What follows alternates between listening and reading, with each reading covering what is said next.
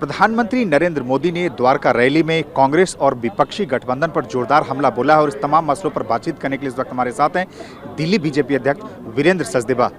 आज प्रधानमंत्री जी ने जो संबोधन दिया है, बड़ा आक्रामक हमले किए हैं, चाहे वो बाटला हाउस का मामला हो, सिख दंगे का मामला हो।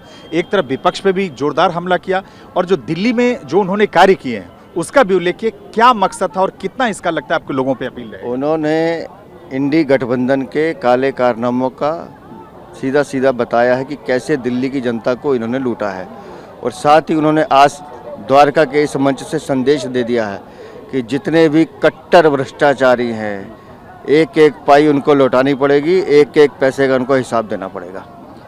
ये दूसरी जनसभा थी प्रधानमंत्री की। 4 लोकसभा को प्रधानमंत्री ने संबोधित किया और कहा है कि दमदार पीएम चुनना भी दिल्ली का दायित्व है। इसके क्या मायने हैं? आज जब जनता का सागर उमड़ा हुआ था यहाँ, और जो जन सागर उन्होंने खुद कहा अपने अल्फाजों में, तो उसके बाद तो तय है कि 25 तारीख की जब चुनाव होगा दिल्ली की 7 सीटों का, 7 सीटों को भारतीय जनता पार्टी की दिल्ली की जनता जिताएगी और दमदार प्रधानमंत्री मोदी तीसरी बार प्रधानमंत्री बनेंगे।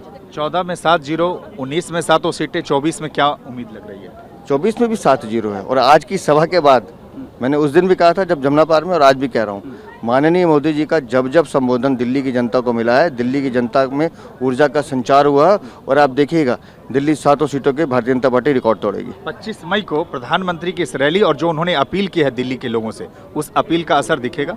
मैं कह तो रहा हूँ ना, 25 मई को असर भी दिखेगा और 4 जून को हम उत्सव भी मनाएंगे। धन्यवाद।